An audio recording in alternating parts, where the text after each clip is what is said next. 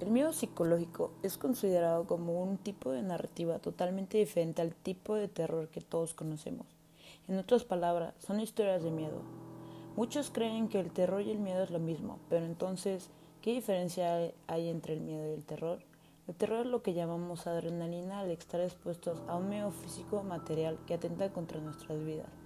Véanse el caso de la película de Freddy Krueger o Jason, quienes siempre atentan la vida de los protagonistas. A este tipo de películas se le considera películas de terror. En cuanto al miedo, el miedo es un sentido de alerta que nos advierte inconscientemente a un posible peligro y nos mantiene al margen de no exponernos a algo que pueda afectarnos. Las películas de terror psicológico o de miedo juegan con la expectativa de ver o sentir algún peligro en los personajes. Juegan con la subconsciencia del espectador, manifestando los miedos más comunes en la gente para de alguna manera sugestionar la mente del mismo espectador. Pero, ¿cuáles son los miedos más comunes de la gente? En mi investigación, el miedo más general y común en toda la gente es el miedo a lo desconocido. Entonces, ¿qué impacta más? ¿Una película de terror o una de miedo? Por lo general, la gente no sabe la diferencia, por lo que no le importa cuál vea. Con solo saber que asusta, compra una entrada, pero al mismo tiempo la gente está cansada de ver películas de un sujeto persiguiendo a los chavos. Les han denominado como películas cliché, donde todos conocemos el final. Siempre sobrevive la muchacha. Eso me hace preguntarles, ¿alguien se ha preguntado por qué siempre el protagonista en estas historias, o en su gran mayoría, el protagonista es mujer? En una entrevista que le hicieron a Christoph Gans en el making de su película Silent Hill, estaba que en el guión decidieron cambiar al protagonista del videojuego por una mujer, ya que una mujer frente a este tipo de miedos y peligros son más débiles y muestran más sentimientos. Si viéramos a un hombre gritar del miedo, pensaríamos que es un héroe cobarde, ya que la gente tiende siempre que vemos a un protagonista masculino, lo vemos como un símbolo de logro, de protección y valentía. En cambio, una mujer en una historia de terror o miedo siempre son vulnerables y esperan ser rescatadas. Esto es uno de los factores que determinan el error del personaje y define a la película en estos géneros. Otro factor principal de las películas de terror es la violencia más que nada. Sangre, golpes, cuchillas, disparos, mutilaciones. Eso es lo que generaliza una película de terror. Abre el morbo en el espectador, ya que esperamos ver de qué forma el malo asesina a sus víctimas y cómo la protagonista se salva.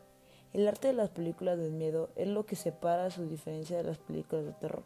La sangre es la fuente primordial de la historia. Este tipo de historias son más complicadas. Hay que explicar con imágenes los secretos o sentimientos oscuros de los personajes. Mediante sucesos que no se pueden explicar, se tienen que lograr hacer que el espectador entienda que de algo sufrió o que eso explica su sufrimiento de dicha cosa. Creo que lo más difícil es manifestar esos sentimientos en imágenes. Llevar la locura, el sufrimiento, el remordimiento, el miedo son unos temas bastante amplios a investigar para poder llevar a su interpretación. La oscuridad juega un papel importante en ambos géneros. Sirve de escondite para el personaje malo y salir de sorpresa para causar susto en el espectador, que siempre está a la expectativa de dónde podría salir. También sirve de ambientación para dar a entender el mundo o estado mental que ha llegado el protagonista. Cualquier cosa puede ocurrir en la oscuridad. Hablando de los personajes, también se requiere un largo trabajo de desarrollo de personalidad y transformo en los personajes. En una película de miedo esto es doble de trabajo.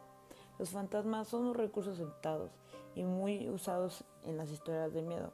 Nos remiten a lo que son muertos, y la muerte es otro miedo general del ser humano. A pesar de esto, los fantasmas siempre han sido un hecho no comprobado y a la vez inexplicable.